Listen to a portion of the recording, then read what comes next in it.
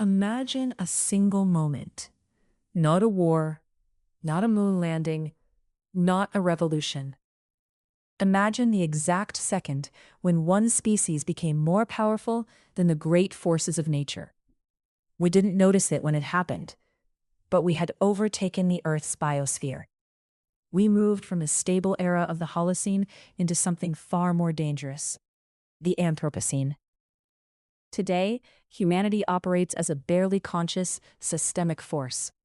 We are colonizing the planet, but we are failing to manage the fallout. This is the starting line of our investigation. Why do we still try to imagine alternate futures when the ground is shifting beneath us? For decades, we lived in a dream of alternative futures. It was the master concept of a world rebuilding itself after the nightmare of Hiroshima and Nagasaki. It gave us a sense of agency. It told us that we could select a preferred future, like choosing a path on a map. But that optimism no longer rings true. The triumphalist story of human progress has hit a wall. We are realizing that our focus on short-term utility in design and technology has a dark side. We build tools for efficiency today, rarely acknowledging the social and psychological harm they might cause tomorrow. We are caught in what experts call progress traps. The stakes have changed. We are now living in a world described as volatile, uncertain, complex, and ambiguous. In this environment, the very idea of choice has become problematic. We are facing unprecedented existential risks. Yet, even as the global system shifts toward instability, a massive unreality industry has risen to meet it. Powerful, well-resourced minorities are working to deny the evidence of our impact.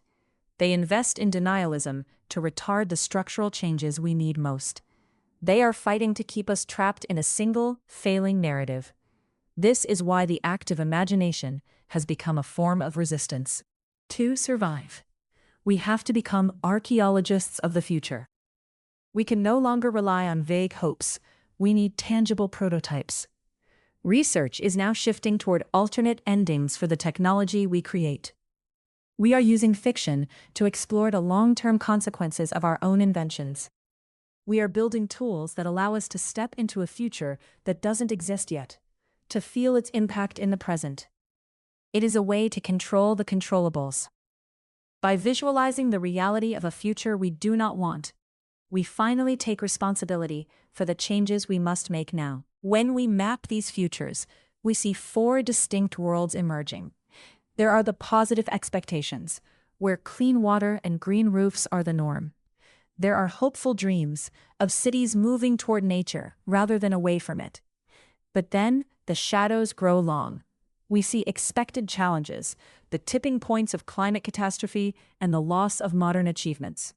And deeper still, the distant threats, where society is steered by a few powerful corporations, and every spontaneous impulse is suppressed by strict documentation. These aren't just stories. They are the psychological boundaries of our current reality. Our visions of the future are being shaped every day.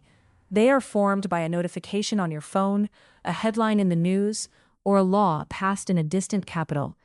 We are often told that these outcomes are deterministic, that they are inevitable. But the act of collective speculation proves otherwise. When we imagine differently, we move from being passive observers to active participants. We break the illusion that we are powerless to prevent the negative consequences of our own development. We find the courage to admit that the path we are on might be the wrong one. By putting ourselves into these possible futures, we embrace a necessary discomfort. We look at the unmarked futures and the anxious relationships we have with our own technology. We realize that while macro alternatives at the global level may have lost their early naivety, human agency has not been nullified. We still have the chance to change direction.